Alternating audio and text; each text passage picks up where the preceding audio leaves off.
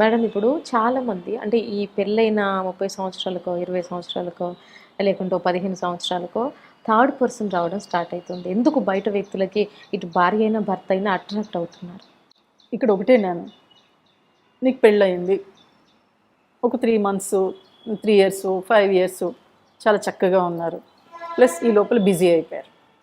Okay, wife కానీ husband కానీ బాగా బిజీ అయిపోయారు. వైఫ్ ఏమో పిల్లలతో పాటు, హస్బెండ్ ఏమో బిజినెస్. ఇలా బిజీ అవుతున్న క్రమంలో కొన్ని వెలితులు ఉంటాయి. ఆ డిస్టర్బెన్సెస్ అంటే ఎక్కడ సాటిస్ఫాక్షన్ ఉండదు. ఓకే, ఏదో హస్బెండ్ అయితే వస్తాడు, బిజినెస్ చేసుకుంటాడు, వస్తాడు, తింటాడు, ఫిజికల్ రిలేషన్ ఉంటుంది, ఉండదని చెప్పను, ఉంటుంది. కానీ మళ్ళీ మామూలు పనిలోకి అంటే సాటిస్ఫాక్షన్ అక్కడ కనిపించట్లేదు, ఇటు వైఫ్ కానీ హస్బెండ్ కానీ. ఆ సాటిస్ఫాక్షన్ లేనప్పుడు ఏమవుతుందంటే, ఇక్కడ ఈ అమ్మాయి జాబ్ చేస్తుంది, అక్కడ అబ్బాయి జాబ్ చేస్తున్నాడు. ఓ 15 సంవత్సరాలు అన్నట్టు 15-20 సంవత్సరాల తర్వాత అక్కడ ఆ జాబ్ చేసే ప్లేస్లో ఎవరో ఒకళ్ళు మాట్లాడతారు.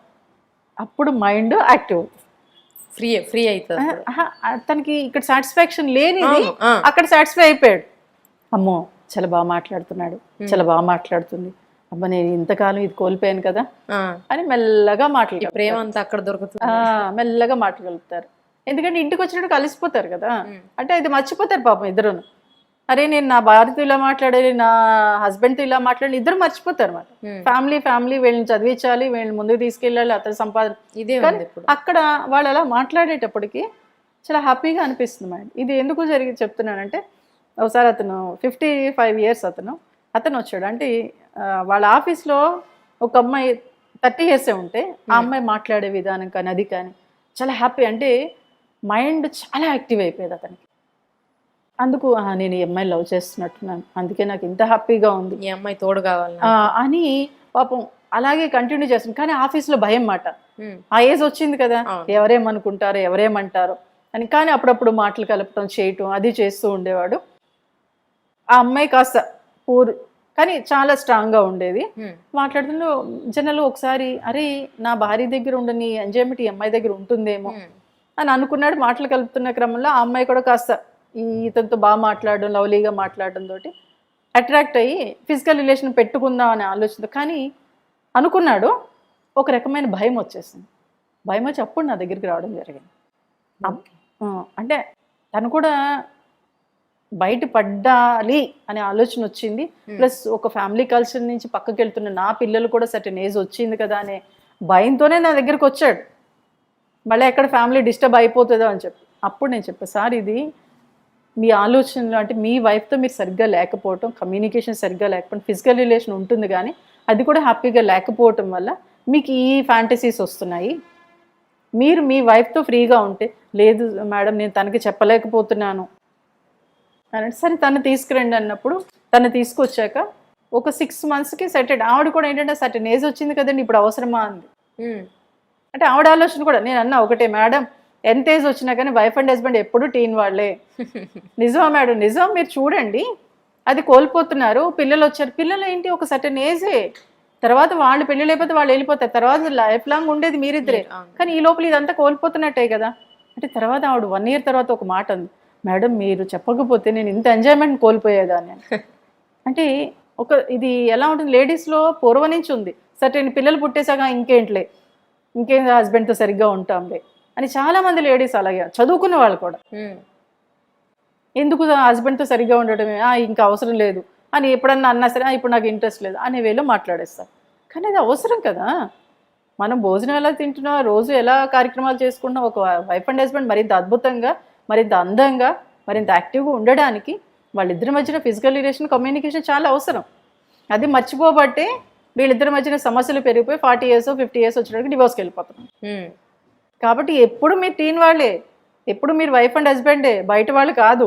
మీ భర్త మీకే సొంతం, మీ భార్య మీకే సొంతం. ఆ విషయాన్ని మర్చిపోయి ఇక్కడ లేని ఆనందం, అంటే ఇక్కడ మనం సాటిస్ఫై అవ్వట్లేదు కాబట్టి అక్కడ దొరికేటప్పటికి ఇలా సైడ్ ట్రాక్ పడుతున్నారు. కొంతమంది ఏంటంటే జెంట్స్ కొత్త ఆనందాల కోసం, కొత్త రుచుల కోసం బయటికి వెళ్ళిపోతూ ఉంటారు. కాబట్టి వీటన్నిటి వల్ల కూడా డిస్టర్బ్ అయ్యేది మీ ఫ్యామిలీయే. సో కాబట్టి ఏంటంటే ఇక్కడ ఒక వైఫ్ కానీ హస్బెండ్ కానీ ముందుకెళ్తున్న క్రమంలో, అంటే నాకు ఫిజికల్ రిలేషన్ అవసరం లేదు, నాకు సర్టెన్ ఏజ్ వచ్చిందని అనుకోవద్దు దయచేసి. ఎప్పుడైతే అలా అనుకున్నారో మీ ఫ్యామిలీ డిస్టర్బెన్స్కి మీరే కారకులు అవుతారు. కాబట్టి ఏంటంటే ఫిజికల్ రిలేషన్ అనేది అన్ని టానిక్ల కన్నా చక్కటి టానిక్ ఫిజికల్ రిలేషన్. దాన్ని మర్చిపోతున్నాం. అలా మర్చిపోబట్టే ఈ డివోర్స్ వైపు పరిగెడుతున్నాం. ఎందుకు అంటే ఎన్ని సమస్యలున్నా ఎన్ని గొడవలున్నా ఫిజికల్ రిలేషను ఇద్దరి మధ్యన బాగుంటే హ్యాపీగా లైఫ్ ముందుకు వెళ్ళిపోతుంది. కొంతమంది లేడీస్ ఏం చేస్తారంటే గొడవ అయిన తర్వాత భర్తకి కొన్ని నెలలు దూరంగా ఉంటారు. కానీ భర్త ఏంటి, ఎంత గొడవ అయితే అంత ఫ్రీగా భార్యతో ఉండాలనుకుంటాడు. కానీ భార్య ఏంటి, దూరం వెళ్ళిపోవాలనుకుంటాడు. భర్త దగ్గరికి రావాలనుకుంటాడు, భార్య దూరం వెళ్ళి ఈ రెండింటి మధ్యన క్లాషెస్ పెరిగిపోయి డివోర్స్కి వెళ్ళి. కానీ ఇక్కడ ఎలా ఉంటుందంటే ఆ టైంలోనే లేడీగా మీరు ఎంత గొడవ పెట్టుకున్నా మళ్ళీ కాసేపట్లో కలిసిపోండి, ఫ్రీ అయిపోతారు. గొడవలు పెట్టుకోవద్దన్న గొడవలు వస్తూనే ఉంటాయి. బట్ మీ ఫిజికల్ రిలేషన్ కరెక్ట్గా ఉండేలా చూసుకోగలిగితే అది వైఫే చూసుకో. ఎందుకంటే హస్బెండ్ తొందరగా చెప్పలేడు నువ్వు ఇలా ఉండాలా అంటే తను ఏమనుకుంటుందో, తను మీరు ఎప్పుడైతే ఫ్రీగా తనతో మాట్లాడుతున్నారో అప్పుడు ఇంకా ఫ్రీ అవుతుంది. అలా ఎప్పుడైతే మగాడు కూడా ఇంకా ఫ్రీగా మాట్లాడతారు. అంటే బయట సంబంధాలకు వెళ్ళిపోతున్నారంటే అక్కడ లేడీ అద్భుతంగా మాట్లాడుతుంది. అంటే అద్భుతంగా అనుకోవచ్చు, అరే ఇక్కడ లేడీ మాట్లాడినాడు అక్కడ లేడీ ఎందుకు మాట్లాడుతుంది అంటే అక్కడ ఫ్రీ బర్డ్గా ఉంటాడు కాబట్టి మగాడు. ఓకే, చాలా ఫ్రీగా మాట్లాడడం చేయటం, నువ్వు అలా ఉన్నావు ఇలా ఉన్నావు ఇంత అందంగా ఉన్నావు అని చెప్తాడు అక్కడ. కానీ ఇక్కడ చెప్పడు. ఎప్పుడు ఎలా ఉంటుందంటే కూర బాగాలేకపోతే తిడతాడు, కూర బాగుంటే చెప్పడు. ఇక్కడ చాలు కదా, వెధవా ఈయన మొన్నేమో కూర బాగాలేదని తిట్టాడు, ఇక్కడ ఇప్పుడు కూర బాగుంది కనీసం చెప్పాలి కదా అనుకుంటుంది కదా. అక్కడ కూడా క్లాషెసేగా. ఆ కూర బాగున్నప్పుడు నువ్వు చెప్పావనుకో అదే లవ్లీ. ఈరోజు చీర అద్భుతంగా కట్టుకుంది, అరే ఎంత బాగున్నావు అంటే మాట అనొచ్చుగా, అబ్బాయి చెప్పడం. అదే బయట అమ్మాయి ఎవరైనా అద్భుతంగా ఎంత బాగుందో చూడు ఎంత బాగా కట్టుకుందా అని పెళ్ళాం దగ్గరే పొగుడతాడు. వచ్చి ఏదో ఆ అమ్మాయిని పొగుడుతుంది నన్ను పొగడచ్చు కదా ఇలా అనుకుంటుంది కదా ఎవరైనా.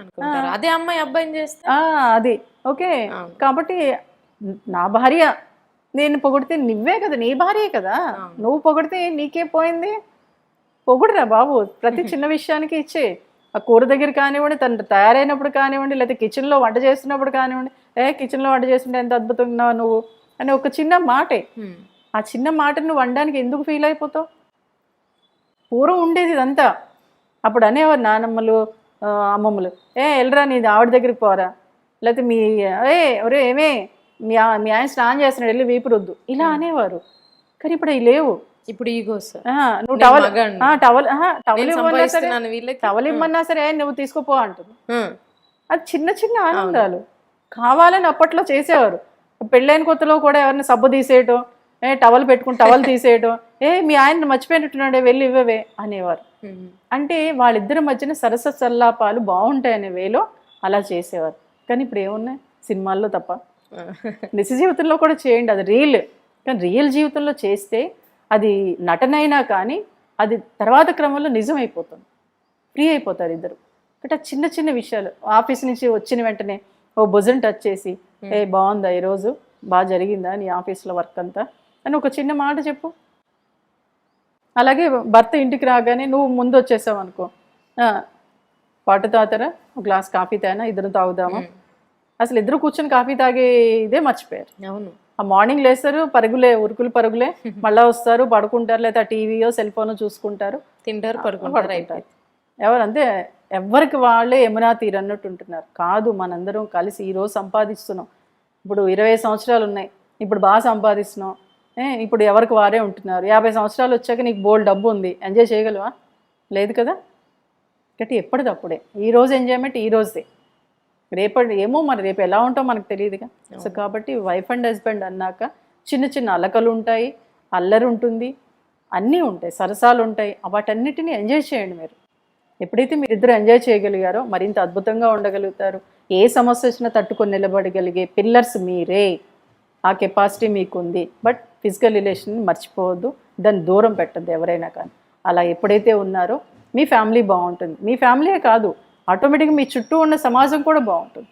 ఒక ఆరా ఏదో అంటూ ఉంటారు కదా, దేవుడు ఉంటే ఒక ఆరా ఉంటుంది, ఒక గుడి దగ్గరికి వెళ్తే ఆరా ఉంటుంది. అలా ఒక ఫ్యామిలీ బాగుంటే ఆ చుట్టూ ఉన్న ఆరా ఇంకా అద్భుతంగా ఉంటుంది.